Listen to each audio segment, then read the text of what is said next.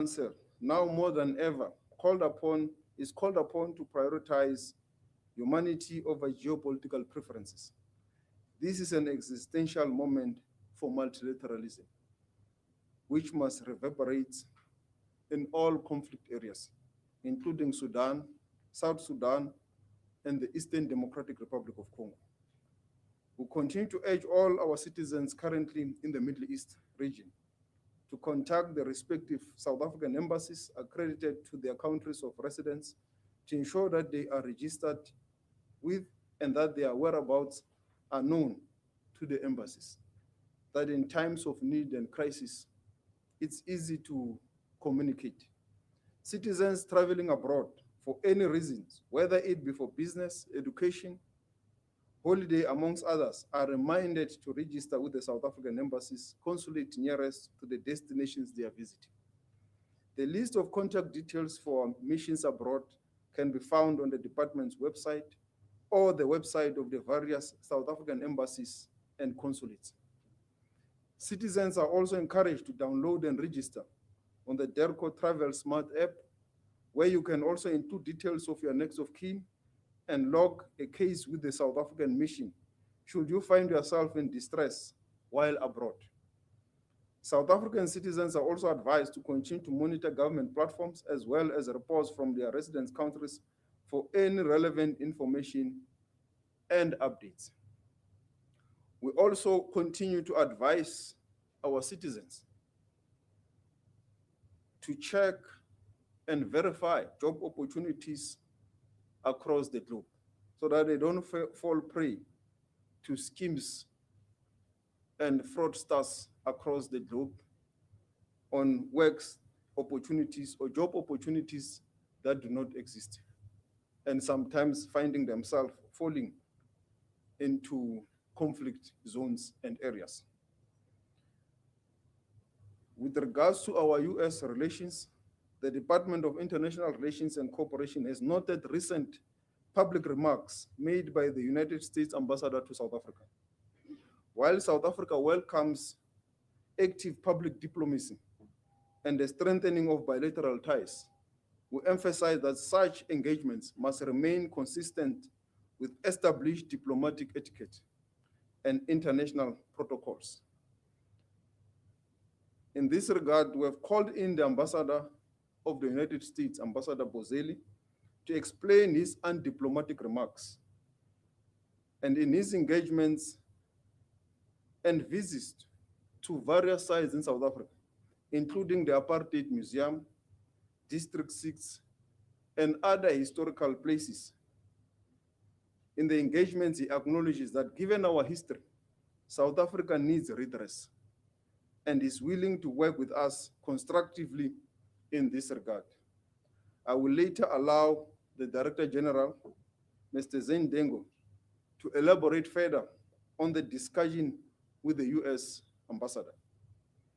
South Africa has consistently affirmed that the United States is a vital strategic partner for our economy and geopolitical issues, particularly on peace and security across the world. This relationship is not a one-sided relationship. South African companies maintain a significant investment in the United States, proportionate to our economy. It will not be possible for us to have the same size of investment to the US, given our economy size compared to the United States.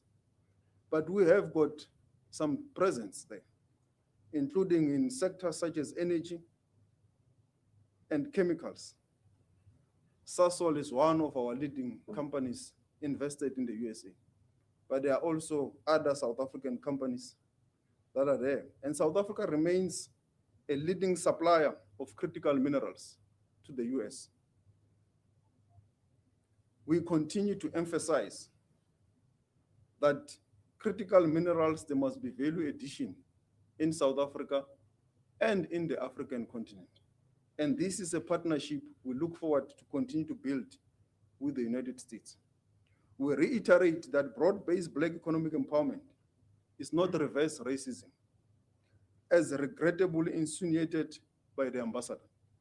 It is a fundamental instrument designed to address the structural imbalances of South Africa's unique history. It is a constitutional imperative that the South African government can and will never abandon. Approximately 500 US companies currently operate in South Africa, employing over 250,000 people.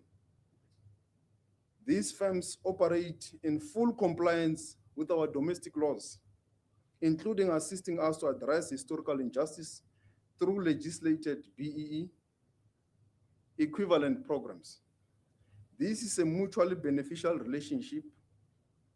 The bilateral trade between the two countries can grow, but we should not behave as if South Africa's contribution is inconsequential to this relationship.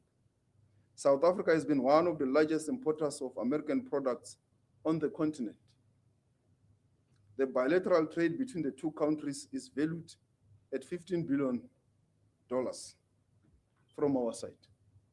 We view these requirements as a form of localization, a standard economic tool used globally to foster domestic growth.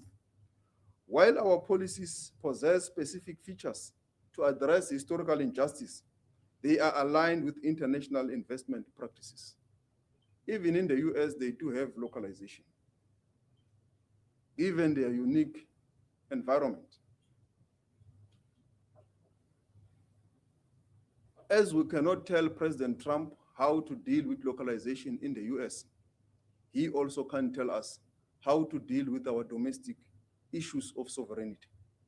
South Africa remains committed to the rule of law. The Expropriation Act number 13 of 2024 is not intended to undermine property rights.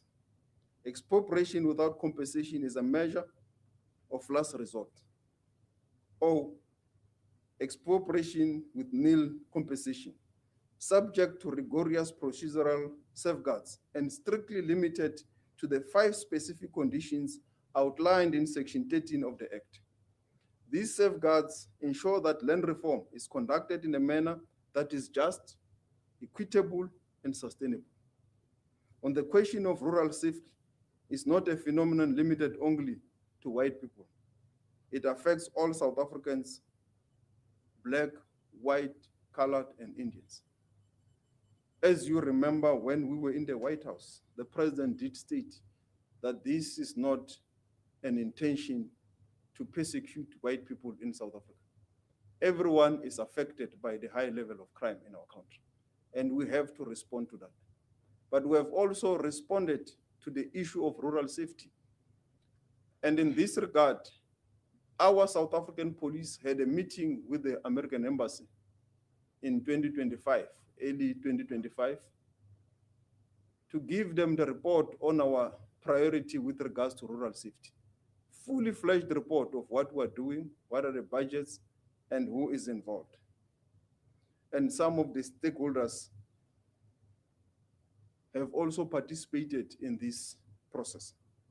As a sovereign state and a significant middle power, South Africa's foreign policy is anchored in our constitutional commitment to multilateralism and the peaceful settlement of disputes.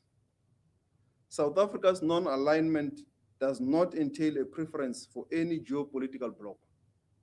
Rather, it represents our ability to engage all international partners and take positions on a case-by-case basis, guided by our human rights outlook and international law.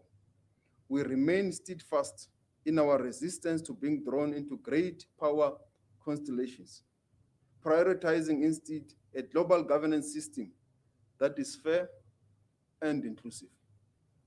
Thank you very much. Thank you, Minister Tichi. Do you want to come now, or should we take questions? Okay. We'll take questions. Let's start at the back.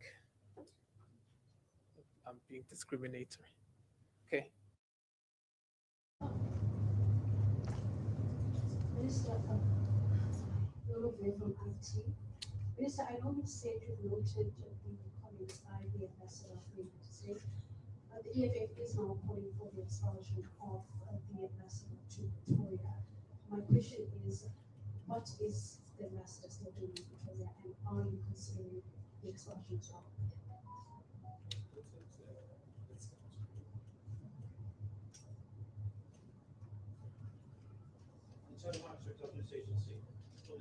Minister, could you confirm that you officially received from the United States a letter with 5 demands? And in speaking with contact with the counterpart, American counterpart, did they ever mention the idea to the BRICS, South Africa? Hi, good evening, Minister. Kindly Shekman here from SAP News. I just want to get a sense, Minister, with regards to the U.S. ambassador. Has he been summoned to come and account here at our Tambo building, perhaps to really provide more clarifications about some of the points of views, especially with regards to some of these policies that we have that's a very pro-transformation? And also, Minister, just a brief question as well. When you had your interaction with your counterparts from the Gulf, what are they saying to South Africa? Are they saying perhaps we should, just push for diplomacy? What was the context of the conversation? Thanks so much. I'd like to speak Africa. Question for the Minister. Minister, following up on the question about the 5 demands, does South Africa view this as external pressure on South Africa's sovereign foreign policy? And if so, what is South Africa's response to it?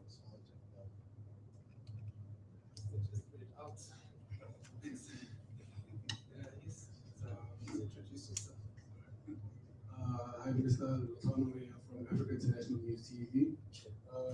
Could you kindly elaborate on the council in terms of the RISDP? It's Africa International News TV. Could you kindly please elaborate on the council interim on the RISDP? Elaborate. I think I'm going to take us so that we have Anita, Diane. Thank you very much for your time to Africa. Just 2 questions to follow up on my colleagues. Could you just explain the nature of the engagement with the ambassador? Where did it take place? How long did the conversation take place? And you say he conceded that there should be some redress. Is there any way that you could kind of tell us what he conceded to? And then the second question is around what my colleague asked around the negotiations with or the conversations with your counterparts in GCC. Is there anything besides public comments calling for UN Security Council, etc.? Is there any tangible thing that's happening behind the scenes that South Africa is part of in the South? Thank you very much. Good afternoon or evening. Diane Walker-Kalubi from DW Deutsche Welle. My question relates to the South Africans who might still be either stuck or stranded in the Middle East or Gulf countries. Is South Africa considering a more coordinated approach when it comes to those people who do want to return to South Africa, as opposed to the messages which are encouraging people to make their own way back home? And President Cyril Ramaphosa mentioned that South Africa would be willing to aid in any negotiation. Is South Africa actively putting its hand up, speaking to the countries involved to try and negotiate or be part of the negotiation panel when it comes to the conflict between the US, Israel, and Iran? Thank you. Good afternoon, Minister. It's Corona from Kaya FM.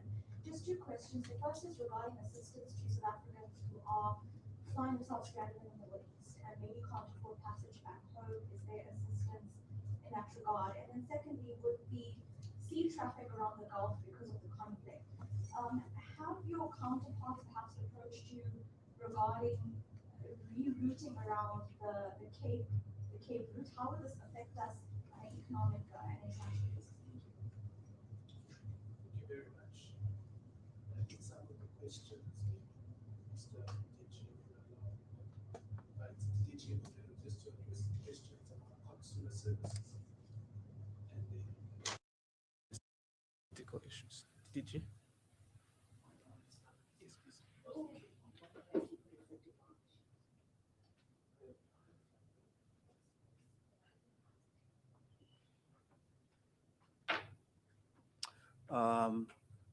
Crispin is very tall. Good afternoon, colleagues.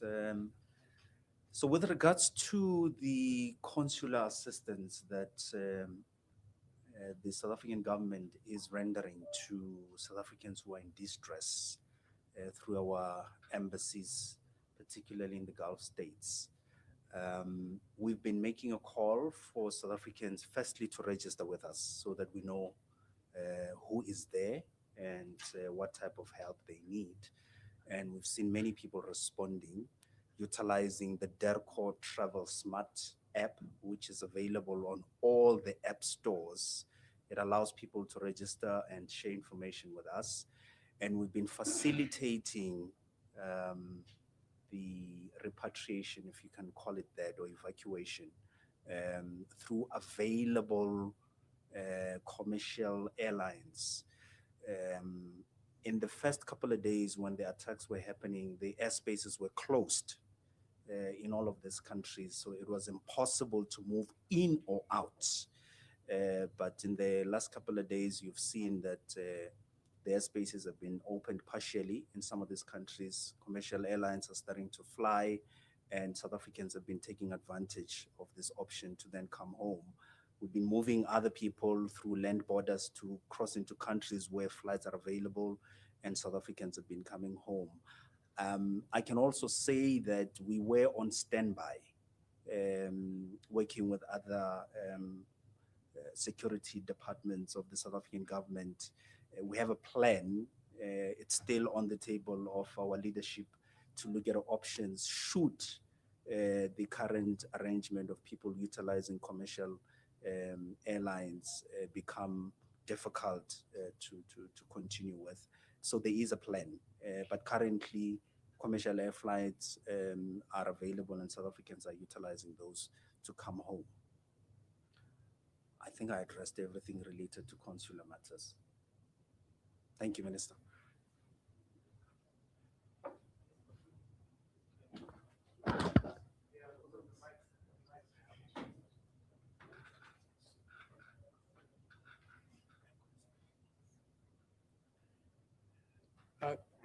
Thank you. So the question relating to the discussion with the American ambassador designate, we had a discussion today, which was in fact our second discussion since he came to the shores of South Africa. Regarding the comments that were reported on yesterday, Mr. Bozel expressed his regrets that these comments detracted from any impression that he wanted to work with us constructively. In our very first meeting, he stated very clearly that he wanted to work very constructively with the government of South Africa. So in terms of what happened yesterday, he apologized and expressed regret. And that includes the comment that appeared to be undermining the judiciary. You'll find that there's a very public apology by the mission of the US on social media to that effect. As the minister pointed out, he also reaffirmed that given our history, and he's been to a few museums, the Apartheid Museum and District 6 Museum, and based on that, he reaffirmed in the meeting that given that history, that South Africa does need redress policies and measures. So that's the spectrum of policies, including some of those that may have been in the 5 asks from the White House to us. He then concluded that he wants to continue to work constructively with ourselves and the rest of government on building a mutually beneficial relationship with South Africa and the US, and that includes looking at how the redress issues could be dealt with.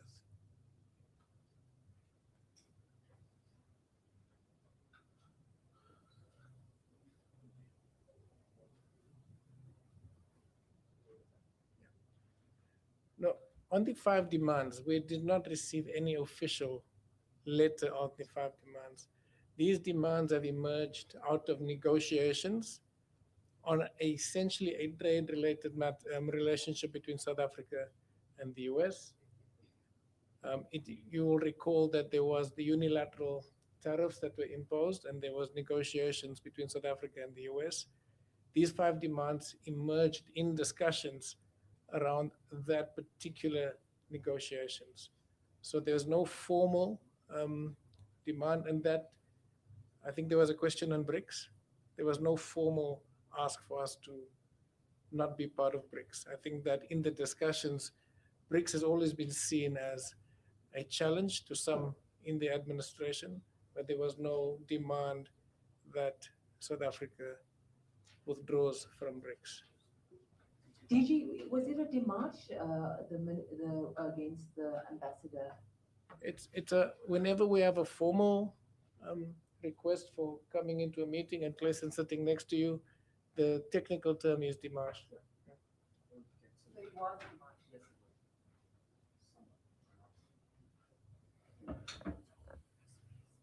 Yeah, thank you. Yeah, we took his comments with a very dim view. Hence, we had to call him in on this discussion. And on the issues of the five demands that has been raised, it has, as the DG has said, has come through the negotiations on trade.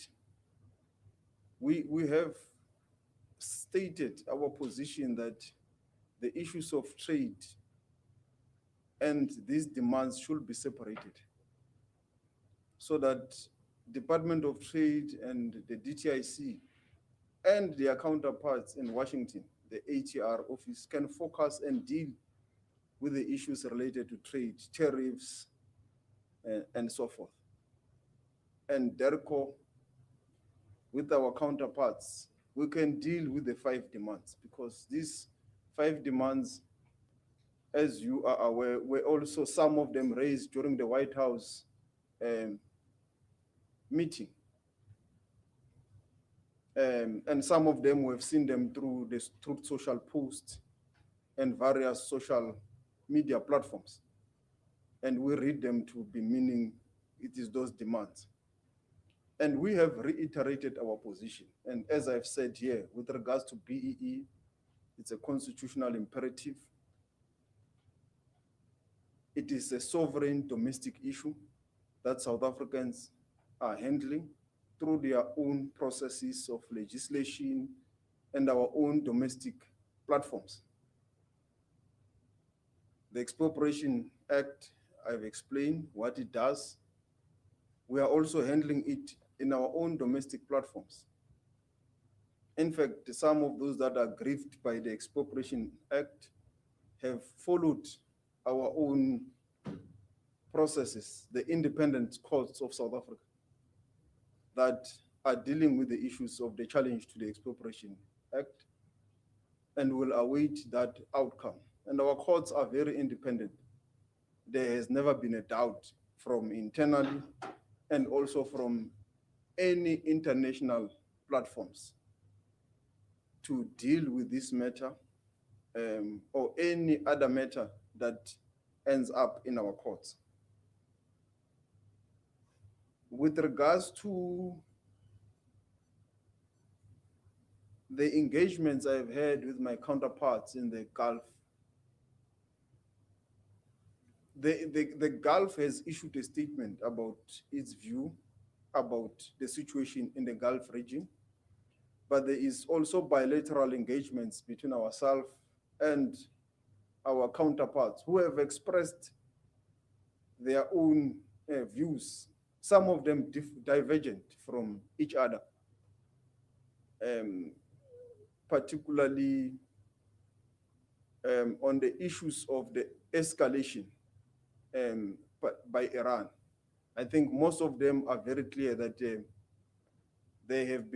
they feel that they've been targeted unfairly. They didn't aid or support the US and Israel strike on Iran. They didn't use, they refused for their facilities to be used.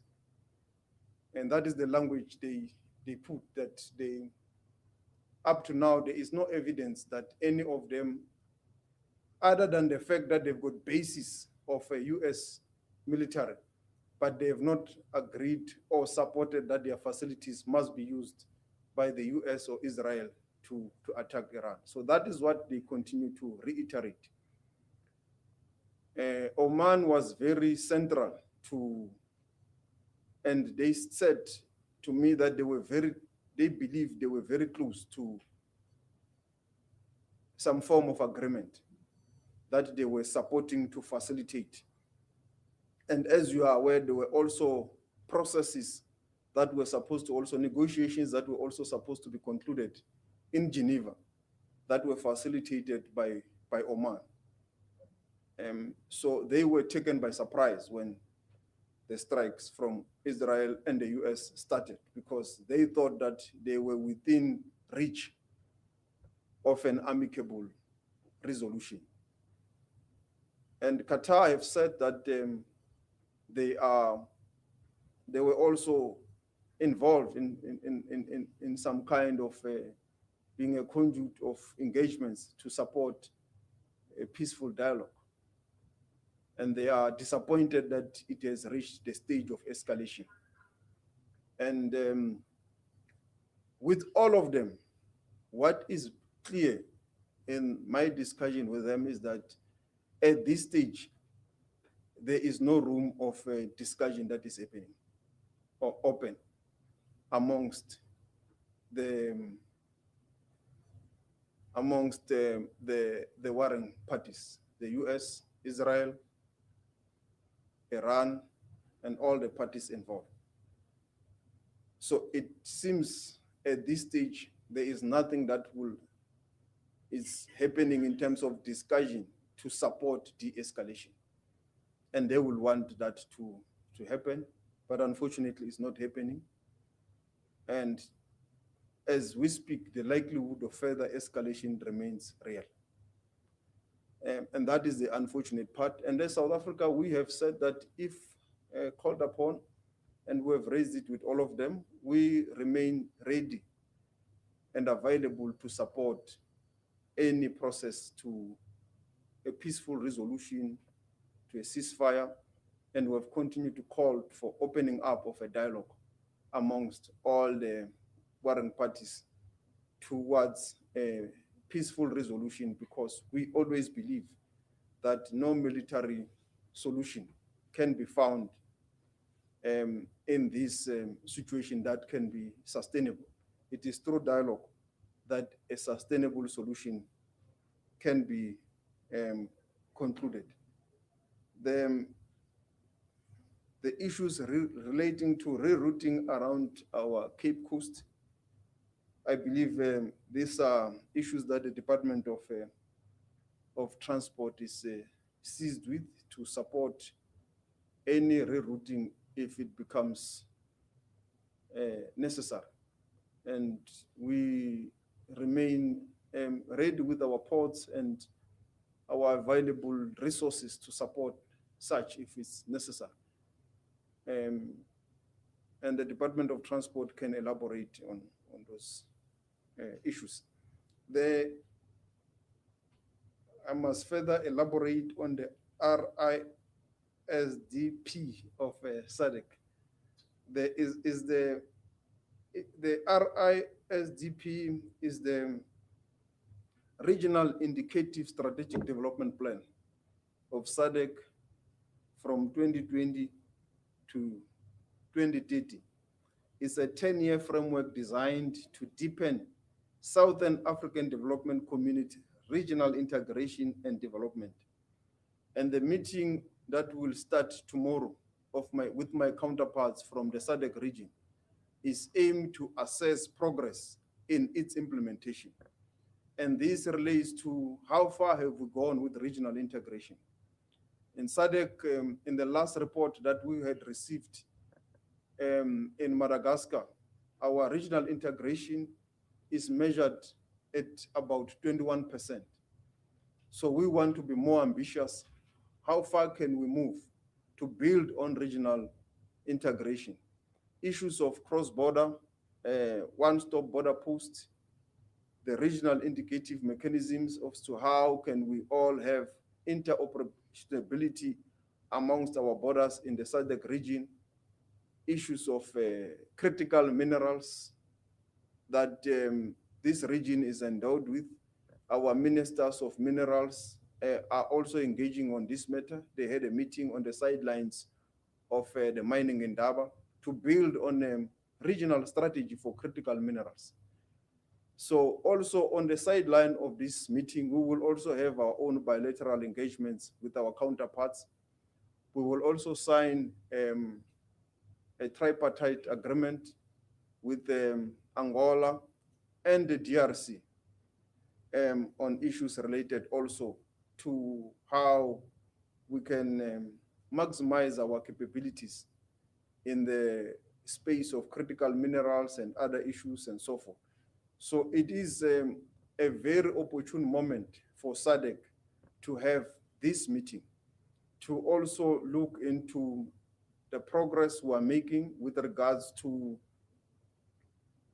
the return to civilian constitutional democracy in Madagascar.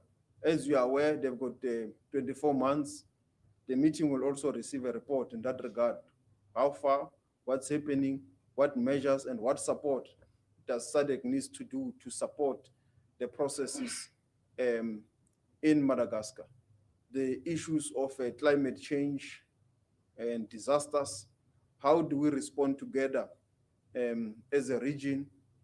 Issues of foot and mouth disease, how do we respond together as the region? So the RISDP, it's an indicative measure as to how far have we progressed in as an indicator in dealing with all these issues that are sectoral. We receive feedback and reports from the officials and the sectors of ministers. But this will also build towards the summit in August, which will now be the summit of heads of state, which will receive the full report from all the sectoral meetings of ministers of minerals, finance, and so forth, which we will then consolidate into one report later in August and then present to the heads of states that this is what we have assessed, this is how far we've moved, and these are our recommendations going forward. And at that meeting in August, South Africa will therefore also assume or be elected to be the chair of SADC, because that is then our normal rotational term. We were called upon now to come in because of the unconstitutional changes in Madagascar. And Zambia also came in to fill the issue in relation to the incoming chair, because all of us want SADC to continue to do its job. It cannot collapse because there is a challenge in Madagascar. We have to come in, we have to ensure that our institutions are working. We support the work of regional integration, the indicators, and how we can move forward together in unison as a region to deal with the challenges of development and regional integration. Thank you. Thank you very much, Minister, for that comprehensive overview. I think also just by way of information that SADC is home to 360 million people. So that's a quarter of Africa's population are in the southern tip of Africa. So it's a really, really important gathering. I'll invite Mr. Huete to then read the messages that are on the digital platform, and then after the responses that will conclude our press conference. All right, thank you. Good evening, Minister. Being sent by journalists who are following the briefing virtually. The first set of questions comes from Karen Duplessis, who is with the Africa Report. She says, have BRICS countries met to discuss the Iranian conflict, and did Iran participate in that meeting? And she's also asking another question. Is there a discussion in the SADC region about the possibility of oil or diesel or petrol import rationing should the conflict in Iran continue? Then her last question, she says, South Africa chaired the C5 meeting on the conflict in South Sudan on the sidelines of the AU summit, but since then the conflict has escalated. Do you consider it as a snap to President Ramaphosa's efforts? Then the second question comes from Isa from the Middle East Eye. He's asking, is South Africa speaking to India about its support for the war in Iran? How does this impact South Africa's ties with New Delhi as it moves further into the US-Israel nexus? The South African government has continuously been accused of being sponsored by Iran. Do you see this accusation coming directly from the Israeli Prime Minister's office? How has this impacted diplomatic ties with other countries? Then the next question comes from Nolo Lehana from the Full View, says Ambassador Bozel was no supporter of South African liberation organizations during the 1980s. He put such views in writing. Why did South Africa not refuse to accept his ambassadorial appointment? What is South Africa's official position? Also, that was the second question. What is South Africa's official position on the US attacks on Iran? Then the next question comes from Sophie Mukwena, who says, Minister Lamola, did you communicate with Iran raising these issues that were communicated to you by the Gulf region countries? And the last question is from Alex Smith, who says, will we, South Africa, work closely with the EU if our relations with the US and Israel fail due to the ongoing conflict in the Middle East? And Alex is from German TV. Thank you. Those are all the questions. There are no other follow-up questions in the room. Going once. Okay. Yes.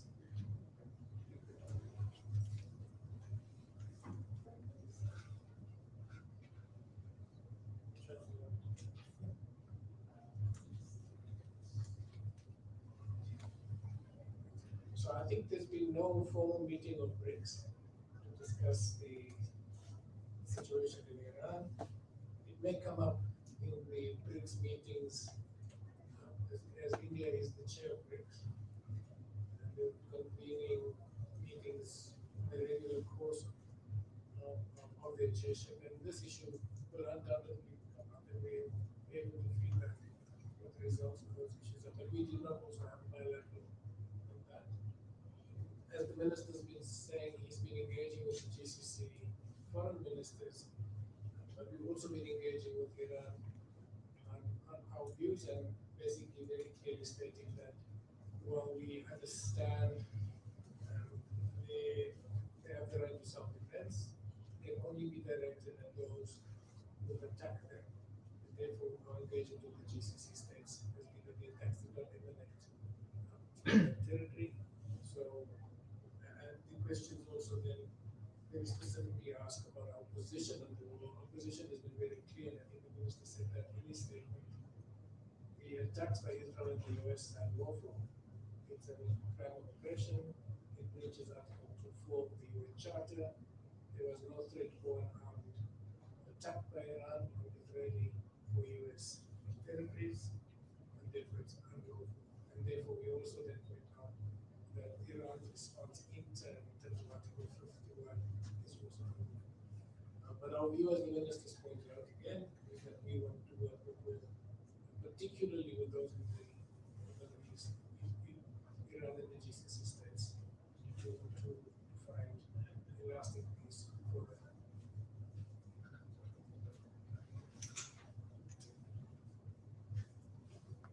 Yeah, with regards to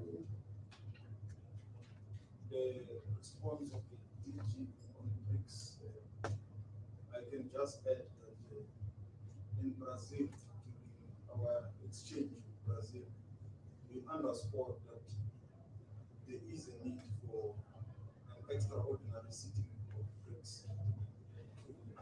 to deal with the conflict in the Middle East.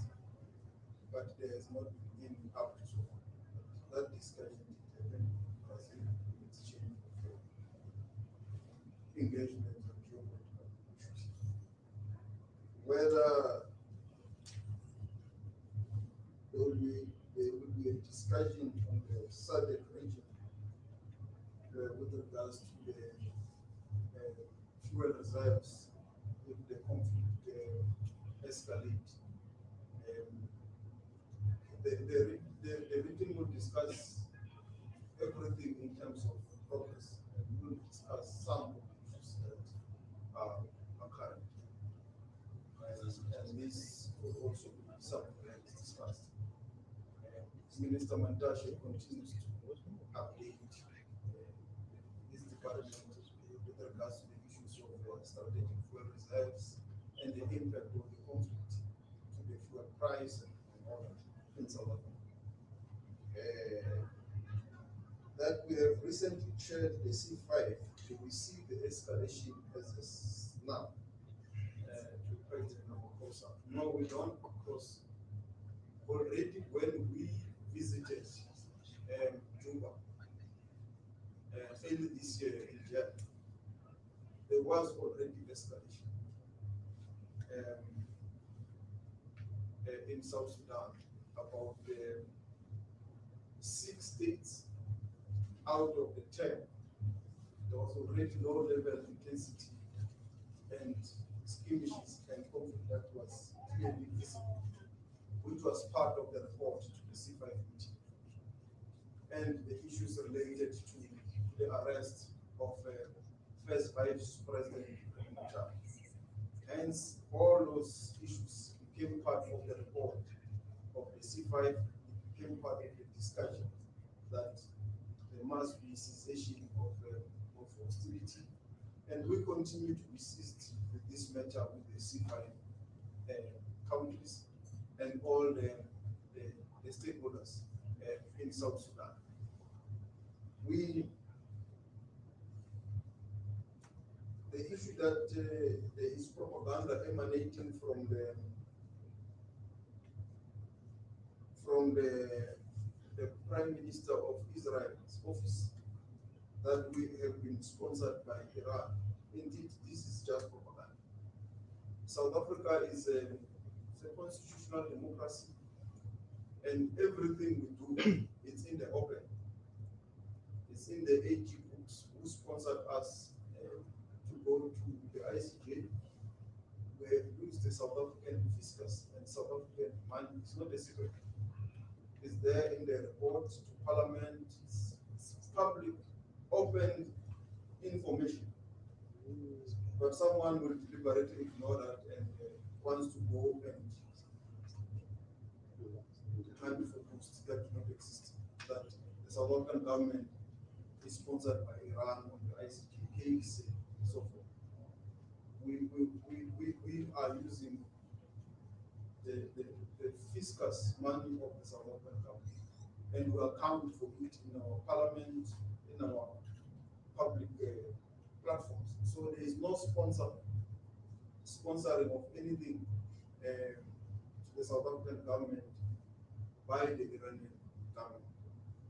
The views that were expressed with regards to the conflict in the Middle East are informed by our own national interest document, our human rights outlook, and international law. And we have been consistent that this is what informs us. And this is not only with regards to the Iranian conflict or the Middle East conflict. In Africa, we are guided by the same principles. In the Russia and Ukraine or any other conflict that we are called upon, we are guided by the same, and the UN Charter is what guides and informs our position.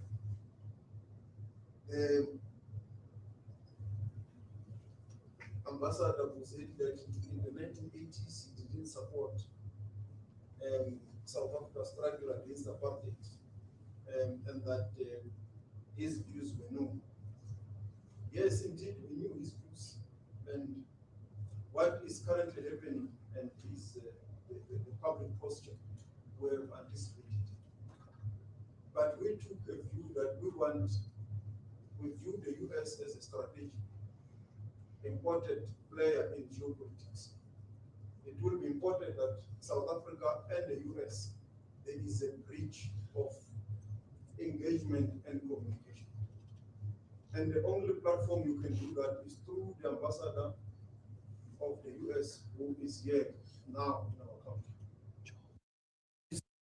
As an opportunity.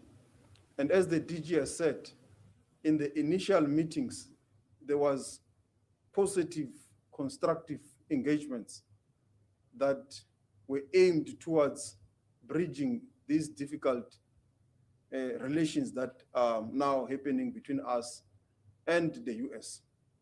So we have given him a benefit of a doubt with one sole aim to bridge the gap of communication between the two countries. And it is also within that context that he was demarched here to engage him that remember our meeting, our engagements, but these remarks are not in line with this commitment that you have made and we have made. It is gonna deteriorate the relationship, which we want to build the bridge. And there is no any other way of bridging relations when things are difficult other than to engage with those that don't agree with you. Because if we only engage with those that agree with us, then we are not bridging any gap of disagreement or of any relation. And diplomacy is also about engaging those that don't agree with you. So that is the context within which we accepted his credentials to bridge that gap, because our understanding is that he's a guest of our president and of our country, and the mouthpiece of the White House and the American government. And this is an opportunity for us to bridge the gap. And we want to do so. And we are very genuine with this platform because we see the US as a of strategic importance to South Africa, as I've stated in the statement. But this does not mean that he must act in an undiplomatic way. We will continue to monitor his comments and act appropriately and accordingly if there is no improvement in the engagement. We expect that with this engagement that we have had with him, we will return to the reset when he arrived, which was very positive, and including the videos that he released. All of you have seen them. His visit to the Apartheid Museum, which shows the painful history of our country, the history of segregation, of racism, that the Constitution wants to redress. Is not like it's something that we are making up. It's existing.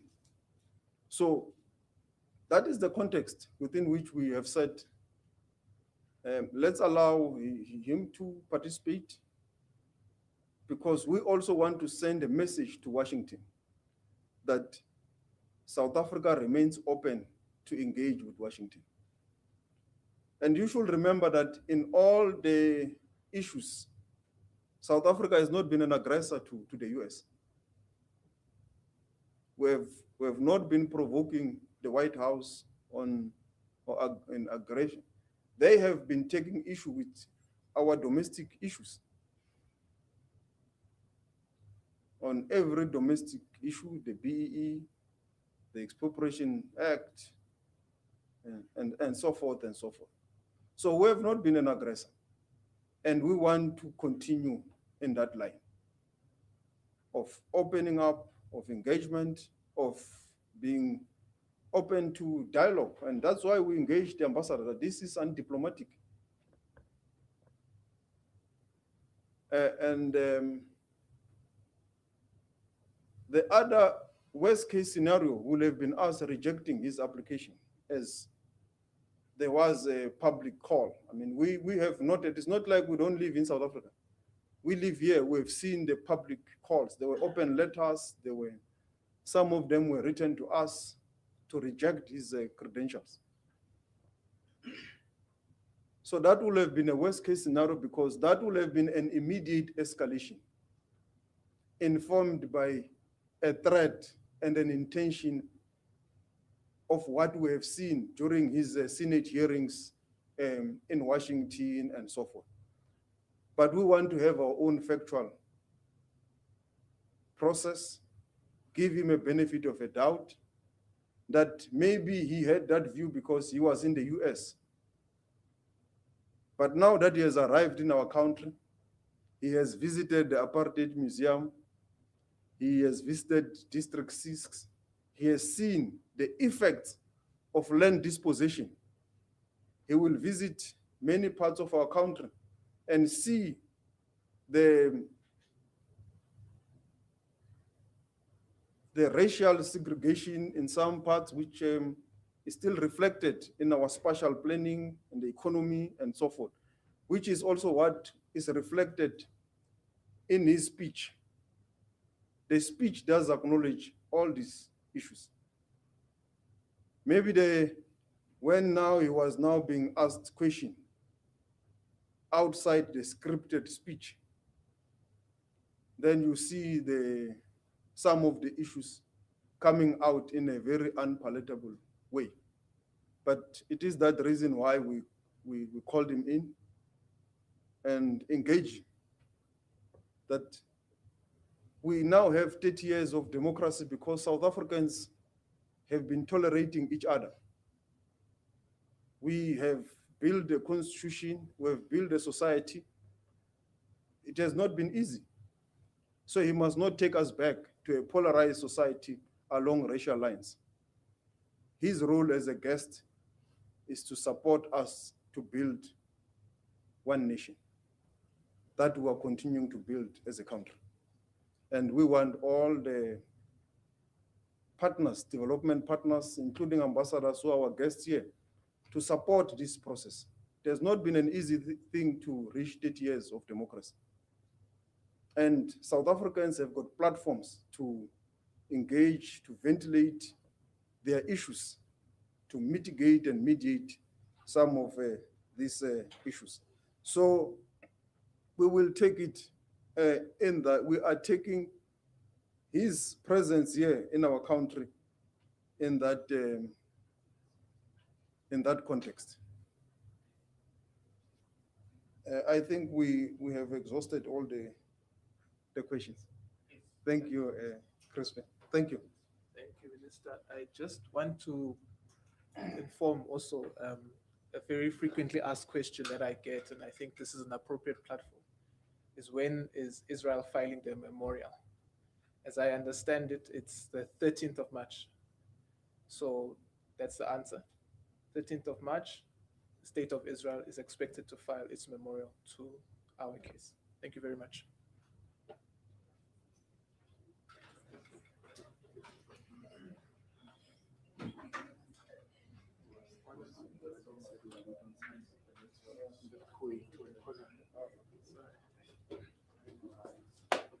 You can't take a bow one out and have it for yourself. I was willing to ask. Straight.